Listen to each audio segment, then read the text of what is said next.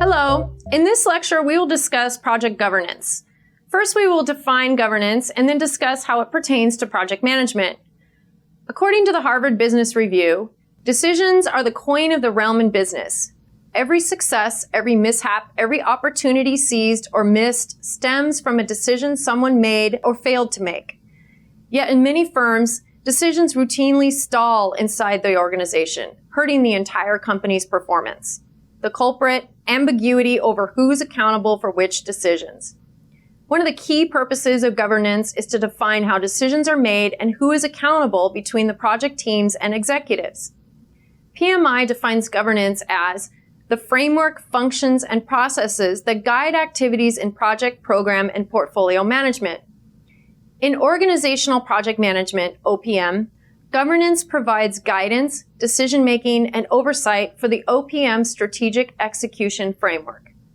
However, don't confuse governance with the processes and activities involved in the management of projects.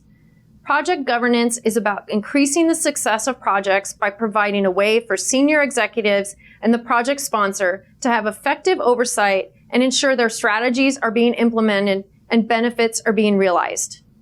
The framework comprises of the following. 1. The structure of the governance, which includes decision-making committees and roles. 2. The people involved in the roles of the governance structure.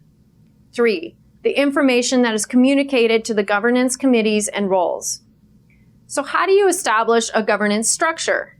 Here are some specific steps. 1. Ensure there is a single person accountable for the project.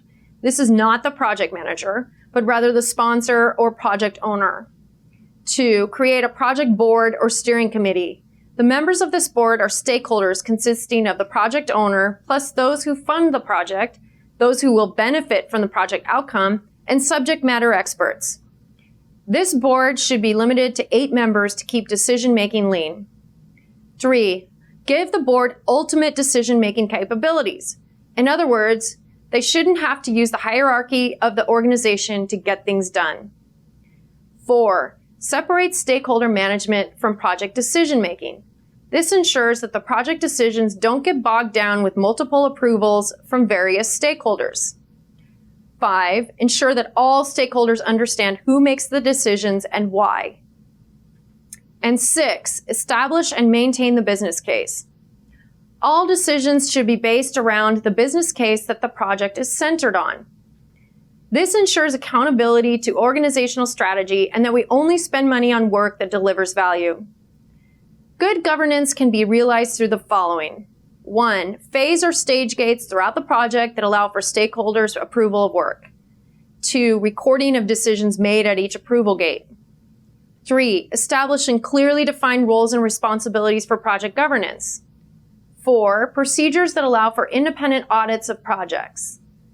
5. Creating a culture of continuous improvement and open communication. And 6. Ensuring that there are reliable decision-making processes. In an agile environment, governance can be seen as a deterrent to lean projects and product development. However, governance can be applied to agile projects in the following ways. 1. Agile projects still need top management support. A sponsor or project owner is still necessary for success. 2. Decision-making is made at the project team level, but the communication to stakeholders regarding this process is necessary. 3. In order to ensure that the Agile project is creating strategic value for the organization, traditional controls can be implemented, such as metrics, roadmaps, value mapping, and simple activity reports. This ensures top management has oversight over the benefit realization of an Agile project. 4. The business case, although evolving in Agile, is maintained in all decisions regarding development work in the portfolio should be based on the benefit realization of the business case.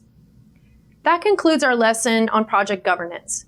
As Eleanor Roosevelt said, never allow a person to tell you no who doesn't have the power to say yes.